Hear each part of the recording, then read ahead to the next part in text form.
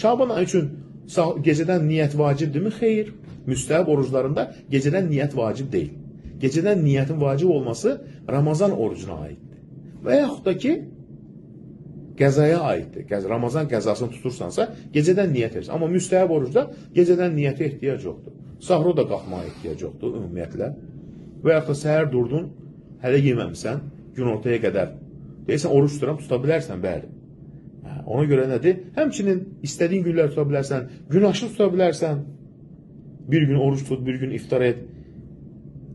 Peyğəmbərimizin yanına sahabə gəldi, ya Abdullah ibn Amr gəldi, ey Allah Resulü, daha çox oruç tutmaq istəyirəm. Daimi deyir ki, xeyr, aydan 3 gün tut, deyir, gücüm çatır. Həftədə deyir, 1-4 tut, daha da gücüm çatır. Ən son nədir Peyğəmbərimiz sallallahu əleyhi və səlləm?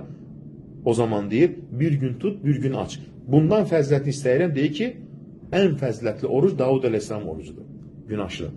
İnan, insanlar var ki, bizim dinləyicilərimiz, analar var ki, eləsi var ki, 10 il, 15 ildir Davud əleyhissalam orucunu tutan insanlar var. Allah sevdirir bu ibadət onu. Amma Şaban ayında çalışaq, 1-ci, 4-cü günü orucunu tutar. İstədiyin qədər nədir? Ardızlıq tuta bilərsən, fərq etməz. Ona görə nədir? Ən gözəl ibadətdir ki, müstəhəb ibadətlə keçirməkdir bu ay.